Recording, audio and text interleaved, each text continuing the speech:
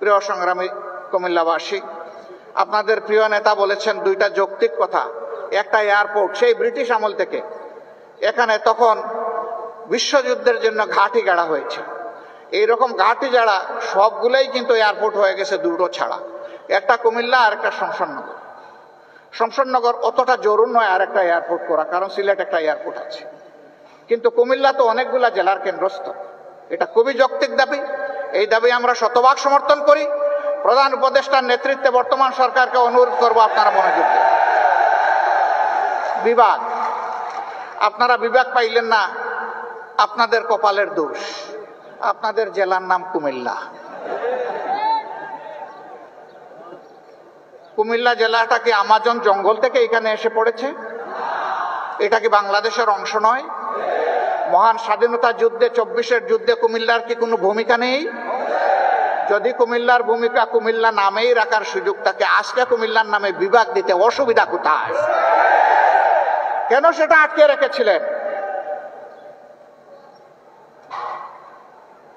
শেখ মুজিবুর রহমান সাহেব দুনিয়া থেকে বিদায় নিয়েছেন, তার সুকীর্তি অথবা তার অন্য কিছু, সেটার মূল্যায়ন জনগণ করেছে, করবে, করতে থাকুক।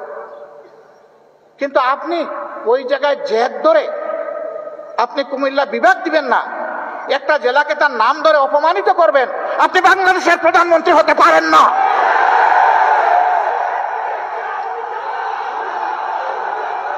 বাংলাদেশের যিনি প্রধানমন্ত্রী হবেন, তাকে বাংলাদেশের প্রতি ইঞ্চি জমিকে সম্মান করতে হবে।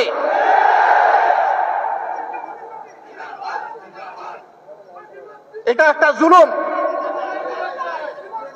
একটা এলাকার লোকদের উপর নিঃসন্দেহে এটি একটি জুলুম। অনেকগুলা জুলুমের মধ্যে এইটা একটা জুলুম।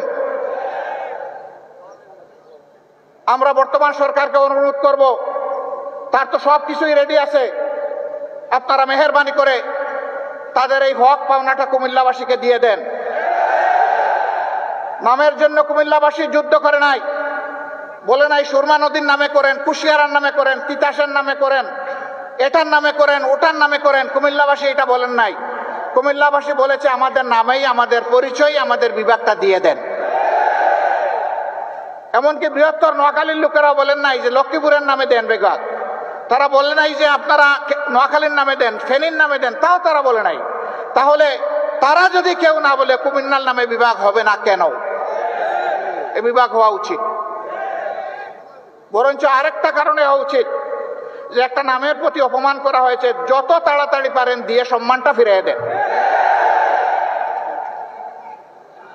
আমরা এমন একটা বাংলাদেশ গঠন করতে চাই, যেই বাংলাদেশে কোনো বৈষম্য থাকবে না। আপনারা সবাই রাজি আছেন, কিন্তু আমাদের স্টেজের লোকেরা রাজি না। কারণ আপনারা নিচে বসে আছেন সাধারণ চেয়ারে, ওনারা দামি চেয়ারে এখানে বসে আছে। তার মাঝে আবার তিনটা দেখেন ডিস্টিংগুইশড, ওইটার হাইট আরো বেশি। আইসা দেখি যে এই তিনটাতে আবার বিছানো আছে, কি বলে জানি, টাওয়াল দেওয়া আছে।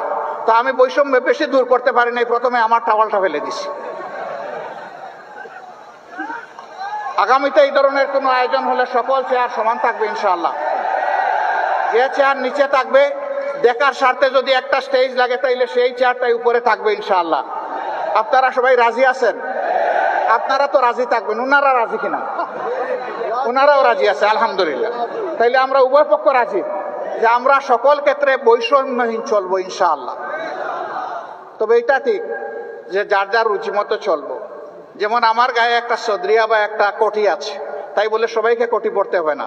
ব্লেজার যার পছন্দ তিনি ব্লেজার পরবেন, শীতের দিনে সোয়েটার, গ্লাভ, চাদর যার পছন্দ তিনি তাই পরবেন।